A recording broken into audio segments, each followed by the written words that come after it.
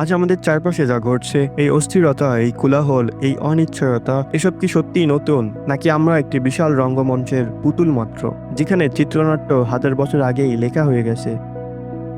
আপনার মনে হতে পারে আমরা ইতিহাসে সবচেয়ে বুদ্ধিমান এবং উন্নত প্রজাতি। আমাদের হাতে ইন্টারনেট আছে, কৃত্রিম বুদ্ধিমত্তা আছে, মঙ্গল গ্রহে যাওয়ার স্বপ্ন আছে। কিন্তু একটু গভীরে তাকালে দেখবেন মানুষের মনস্তত্ত্ব আজও সেই প্রস্তর যুগের গুহাতেই আটকে আছে। আমরা কেবল আমাদের খেলনাগুলো বদলেছি, কিন্তু খেলাটি একই রয়ে গেছে। ইতিহাস কোনো সরল রেখা বা সোজা রাস্তা নয় যা কেবল সামনের দিকে এগিয়ে যায়। ইতিহাস হলো একটি বৃত্ত, একটি বিশাল চাকা, আর আপনি আমরা সবাই না জেনেই সেই চাকার নিচে পিষ্ট হচ্ছি। এই চাকাটি চারটি ধাপে ঘোরে: বিভ্রান্তি বা ডিস্ট্র্যাকশন, উত্থান বা আপরাইজিং, ক্লান্তি বা বার্ন আউট, এবং সবশেষে পুনরাবৃত্তি বা রিপিট। আজ এই মুহূর্ত থেকে আমরা সেই চাকাটি থামিয়ে দেখার চেষ্টা করব। স্বাগতম ইতিহাসের আয়নায়। আসুন চক্রের প্রথম ধাপটি দিয়ে শুরু করি, বিভ্রান্তি বা ডিস্ট্র্যাকশন। আপনি কি লক্ষ্য করেছেন বর্তমানে আমাদের মনোযোগ ধরে রাখার ক্ষমতা বা অ্যাটেনশন স্প্যান কিভাবে কমে গেছে? আপনি হয়তো ভাবছেন এটি প্রযুক্তির দোষ, কিন্তু ইতিহাস বলছে ভিন্ন কথা। সমাজকে বিভ্রান্ত বা ঘরের মধ্যে রাখা শাসকদের বা সিস্টেমের একটি প্রাচীন কৌশল। প্রাচীন রোমের কথা ভাবুন। রোমান কবি জুভেনাল একটি বিখ্যাত উক্তি করেছিলেন, প্যানেম এট সার্কেন্সেস, অর্থাৎ রুটি এবং সার্কাস। যখন রোমান সাম্রাজ্য দুর্নীতির দায়ে ভেঙে পড়ছিল, অর্থনীতি ধসে যাচ্ছিল এবং সীমান্তে শত্রুরা কড়া নাড়ছিল, তখন রোমান শাসকরা কি করেছিল জানেন? তারা সমস্যার সমাধান করেনি, তারা জনগণকে বিনামূল্যে রুটি দিয়েছিল আর কলোজিয়ামে রক্তক্ষয়ী গ্ল্যাডিয়েটর খেলার আয়োজন করেছিল। কেন? কারণ যতক্ষণ জনতা বিনোদনে মহত্ব থাকবে, যতক্ষণ তাদের পেট ভরা থাকবে আর চোখ থাকবে খেলার মাঠে, ততক্ষণ তারা প্রশ্ন করবে না, তারা বিদ্রোহ করবে না। আজ আপনার হাতে সেই কলোজিয়ামের আধুনিক সংস্করণটি রয়েছে। হ্যাঁ, আপনার স্মার্টফোন। অ্যালগোরিদম আপনাকে সেই কন্টেন্টই দেখাচ্ছে যা আপনাকে সাময়িক সুখ দেয়, যা আপনাকে ভাবনার জগৎ থেকে দূরে রাখে। চারপাশের অন্যায়, জলবায়ু পরিবর্তন বা সামাজিক বৈষম্য নিয়ে ভাবার সময় আপনার নেই, কারণ আপনাকে ব্যস্ত রাখা হয়েছে পরবর্তী ভাইরাল ট্রেন্ড নিয়ে। সমাজ যখনই কোনো বড় পতনের মুখে দাঁড়ায়, ঠিক তার আগের মুহূর্তটিতে বিনোদনের মাত্রা চরমে পৌঁছায়। আমরা তথ্যের সাগরে ভাসছি ঠিকই, কিন্তু জ্ঞানের অভাবে তৃষ্ণার্ত। আমরা সবকিছু দেখছি কিন্তু কিছুই অনুভব করছি না। একেই বলা হয় মাস অ্যানেস্থেসিয়া বা গণ অচেতনতা। কিন্তু প্রশ্ন হলো, আপনি কি জোর করে বিভ্রান্ত হচ্ছেন, নাকি আপনি নিজেই এটি চাইছেন? সত্যিটা হয়তো একটু তেতো। বাস্তবতা যখন খুব কঠিন হয়ে যায়, যখন প্রতিদিনের বেঁচে থাকার লড়াই আমাদের ক্লান্ত করে দেয়, তখন আমাদের মস্তিষ্ক একটি পালানোর পথ খোঁজে। একে সাইকোলজিতে বলা হয় এসকেপিজম। আপনি যখন সারাদিন অমানসিক পরিশ্রম করে বাড়ি ফেরেন, তখন দেশের অর্থনীতি বা রাজনৈতিক অবক্ষয় নিয়ে ভাবার শক্তি আপনার থাকে না। আপনি চান একটু হাসি, একটু বিনোদন, একটু বিস্মরণ। সিস্টেম জানে আপনার এই দুর্বলতার কথা, আর ঠিক এই সুযোগটিই নেওয়া হয়। একটি সমাজ যখন কমফোর্ট জোন বা আরামদায়ক অবস্থানে অভ্যস্ত হয়ে যায়, তখন তারা সত্যের মুখোমুখি হতে ভয় পায়।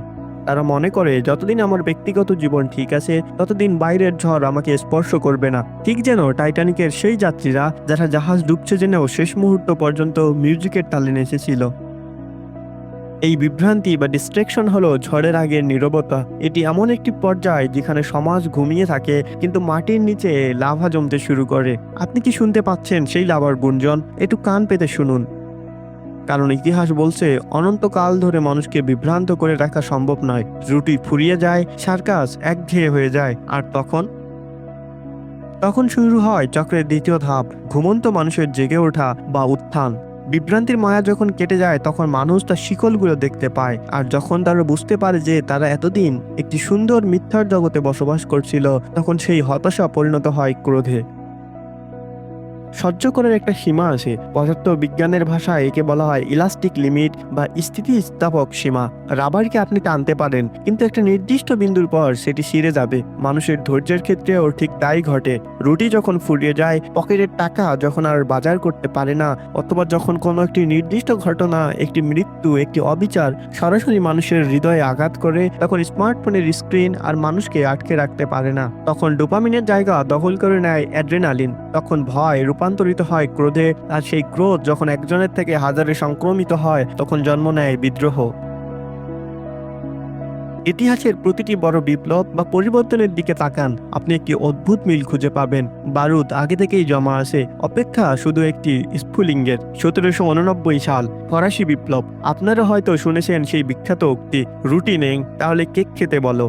যদিও রানী মেরি অ্যান্টোনেটি কথা বলেছিলেন কিনা তা নিয়ে বিতর্ক আছে, কিন্তু এই বাক্যটি ছিল তৎকালীন শাসকদের বিচ্ছিন্নতার প্রতীক। জনগণ যখন দেখলো তাদের শাসকরা তাদের বাস্তবতা থেকে যোজন যোজন দূরে, তখন শ্রদ্ধার জায়গা নিল ঘৃণা। আজকের দিনেও কি তাই ঘটছে না?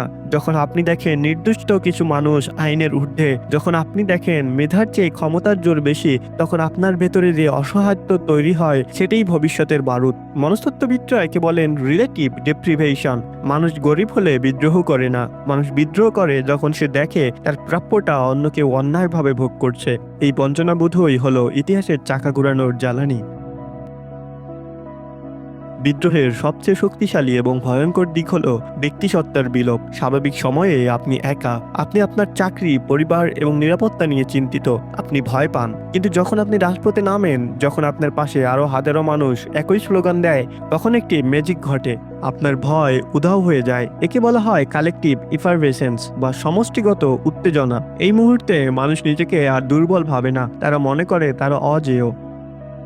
শাসকরা সবসময় জনগণকে ভয় দেখিয়ে শাসন করে, কিন্তু বিদ্রোহের এই পর্যায়ে এসে সেই সমীকরণ উল্টে যায়। জনগণ বুঝতে পারে তাদের সংখ্যা বেশি। শাসকের লাঠি, বুলেট বা টিয়ার শেল তখন আর ভয়ের বস্তু থাকে না, বরং সাহসের মেডেল হয়ে ওঠে। তবে আধুনিক যুগে এই বিদ্রোহের ধরন বদলেছে। আগে খবর পৌঁছাতে দিন লাগতো, আজ লাইভ স্ট্রিমের যুগে বিদ্রোহ ছড়িয়ে পড়ে সেকেন্ডের মধ্যে।